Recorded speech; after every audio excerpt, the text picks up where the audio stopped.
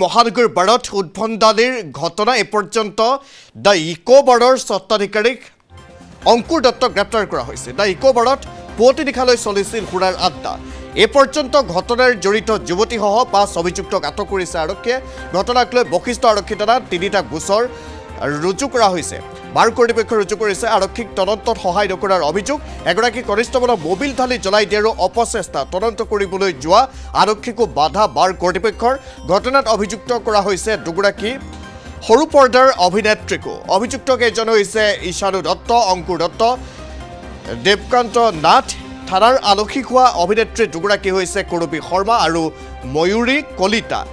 আকৌ এবাৰ উল্লেখ কৰিব বিচাৰিছোঁ, এটা ব্ৰেকিং আপোনালোকক এই মুহূৰ্তত জনাইছোঁ। এগৰাকী আৰক্ষী কনিষ্ঠবলক মাৰপিট কৰিছিল, ইয়াৰ উপৰি তেল ঢালি জ্বলাই দিয়াৰ চেষ্টা কৰিছিল, অপচেষ্টা কৰা হৈছিল।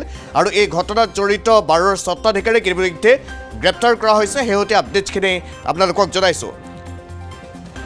আমি ফোনযোগে সংযুক্ত হৈছোঁ জ্যেষ্ঠ সাংবাদিক বিমল ফুকন মহন্তৰ সৈতে। বিমল, শেহতীয়া আপডেটছখিনি কেনেধৰণৰ, কি তথ্য এই মুহূৰ্তলৈকে লাভ কৰিছে, আৰক্ষী কিমান তৎপৰ হৈছে, সবিশেষ আপোনাৰ পৰা জানিম বিমল। হয়, কিছু সময় পূৰ্বে ইতিমধ্যে যিগৰাকী স্বত্বাধিকাৰী, দুজনকৈ স্বত্বাধিকাৰী আছিল, তাৰে এজনক এই মুহূৰ্তলৈকে আৰক্ষীয়ে গ্ৰেপ্তাৰ কৰিছে। এজনক কিন্তু এই মুহূৰ্তলৈকে কিয় গ্ৰেপ্তাৰ কৰা নাই সেয়া আচলতে জানিব পৰা নাই। অংকুৰ দত্ত বোলাজনক গ্ৰেপ্তাৰ কৰা হ'ল, কিন্তু একেলগে সেইদিনা নিশা উদ্ভণ্ডালি কৰা আৰু বাকী যিজন তেওঁৰ আচলতে সেই সহস্বত্বাধিকাৰী আছিল, সহস্বত্বাধিকাৰীজনক কিন্তু এই মুহূৰ্তলৈকে গ্ৰেপ্তাৰ কৰা হোৱা নাই। জানিব পৰা মতে যে ৰাতিপুৱা নীতি বৰ্হিভূতভাৱে পুৱতি নিশালৈকে বাৰ খুলি আৰু বাৰত সুৰাপান কৰি তেওঁলোকে পাৰ্টি কৰিব, সেই সকলোৱে বিধিসন্মত নহয়। তাৰ পিছতো গৈ আৰক্ষীয়ে যেতিয়া সুৰা কিনিবলৈ গৈছিল, আৰক্ষীক মাৰপিট কৰিছে, আৰক্ষীৰ সন্মুখত হত্যা কৰিম বুলি ভাবুকি দিছে, যাৰ ভিডিঅ' ফুটেজ আছে। তাৰ পিছতো কিন্তু তেওঁলোকৰ বিৰুদ্ধে আৰক্ষীয়ে যিমান কঠোৰ হ'ব লাগিছিল সেয়া হোৱা নাই। যিটো দলে আৰক্ষী এজন উপ পৰিদৰ্শকৰ নেতৃত্বত তালৈ গৈছিল, তাত উদ্ধাৰ কৰিবলৈ গৈছিল, সেই দলটোৰ সন্মুখত কিন্তু যিজন কনিষ্ঠবলৰ গাত মোবিল ঢালি তেওঁলোকক জ্বলাই দিয়াৰ চেষ্টা কৰিছিল আৰু সেই আচলতে কনিষ্ঠবলজনক তেওঁ হত্যা কৰিম বুলি ভাবুকি দিছে, যাৰ ভিডিঅ' ফুটেজ আৰক্ষীৰ লগত আছে। তাৰ পিছত কিন্তু তেওঁলোকক এই মুহূৰ্তলৈকে কেইজনমানক এজনক গ্ৰেপ্তাৰ কৰিছে, বাকী কেইজনক নাই কৰা। হয়তো কৰবাত নহয় কৰবাত ইয়াত আৰক্ষীয়ে কিবা কাৰণত তেওঁলোকৰ বিৰুদ্ধে অলপ হলেও শিথিল হৈছে নেকি, এনেধৰণৰ প্ৰশ্ন আহিছে। এই অপৰাধ যদি একেখিনি কথা যদি বেলেগ এজন কোনোবাই কৰিলেহেঁতেন, দুখীয়া যদি এজনে কৰিলেহেঁতেন, তেওঁ ইতিমধ্যে গৈ পেলাই হয়তো তেওঁ লক আপত সোমাই থাকিব লগা হ'লহেঁতেন। কিন্তু আজি ধনীৰ সন্তান বাবে, ধনীৰ দুলাল বাবে, ধনী মানুহ হোৱাৰ বাবে তেওঁলোকৰ আচলতে গ্ৰেপ্তাৰ হোৱা নাই নেকি, এনেধৰণৰ প্ৰশ্ন কিছুমান উত্থাপন হ'ব। কাৰণ ইতিমধ্যে দেখা পাব যে দুগৰাকী অভিনেত্ৰী আৰু তেওঁলোকৰ দুজনকৈ তেওঁলোকৰ আচলতে হ'ব লগা স্বামীয়ে হওক বা তেওঁলোকৰ বয়ফ্ৰেণ্ডে হওক, যোনে নহওক, তেওঁলোকে আৰক্ষীৰ সন্মুখত যিখিনি উদ্ভণ্ডালি কৰিছে, তাৰ পিছত তেওঁলোকে চিচি কেমেৰা ভিজুৱেল বিচাৰিলে বাৰৰ, সেয়াও নিদিয়ে বাৰৰ কৰ্তৃপক্ষই।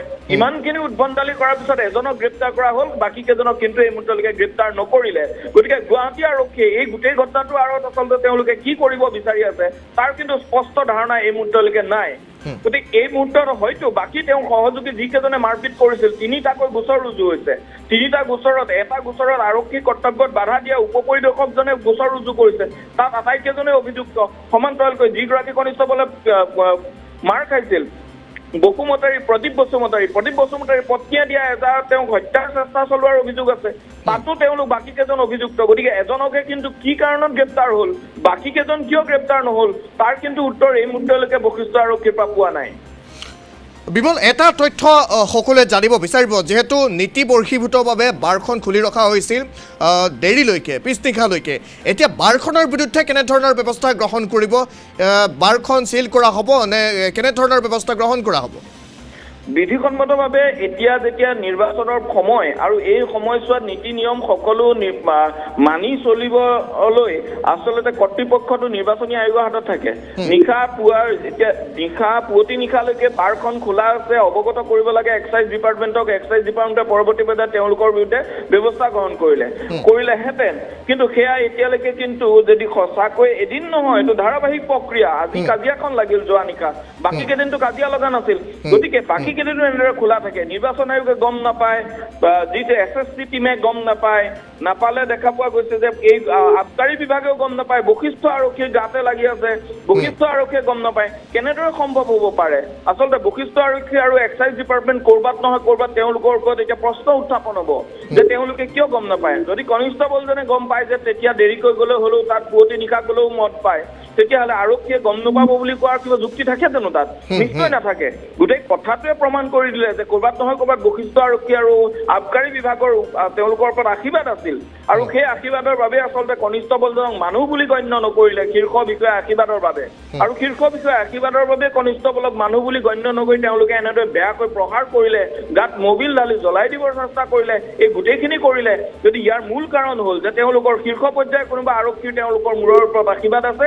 যি কাৰণে নীতি বৰ্হিভূতভাৱে বাৰ পুৱতি নিশালৈ খোলা থাকে নীতি বৰ্হিভূতভাৱে তাত সুৰা বিক্ৰী হয় নীতি বৰ্হিভূতভাৱে তাত সকলো কাম হয় কিন্তু আৰু আৰক্ষীৰ সন্মুখতে আৰক্ষীক হত্যাৰ ভাবুকি দিয়ে তাৰ পিছতো কিন্তু তেওঁ কৰ্তৃপক্ষৰ বিৰুদ্ধে পদক্ষেপ লোৱাত কৰবাত নহয় কৰবাত পিছ হুহকিব লগা হৈছে বশিষ্ঠ আৰক্ষীক হয় ধন্যবাদ জ্ঞাপন কৰিছোঁ বিমল ফুকন মহন্ত সবিশেষ তথ্যখিনি জনোৱাৰ বাবে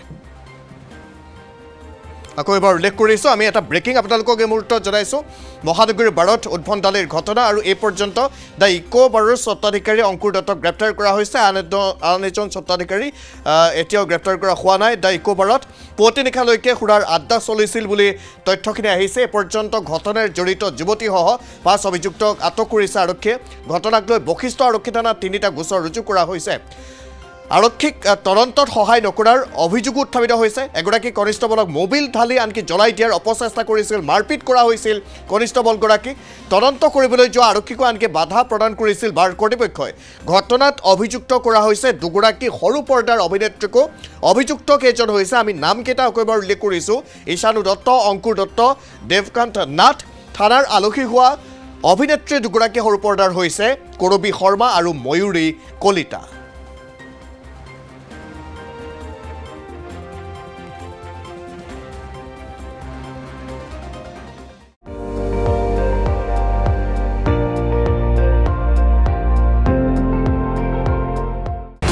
আপুনি চাই আছে ND24 সৰ্বশ্ৰেষ্ঠ নহয় সৰ্বোত্তমৰ দৌৰত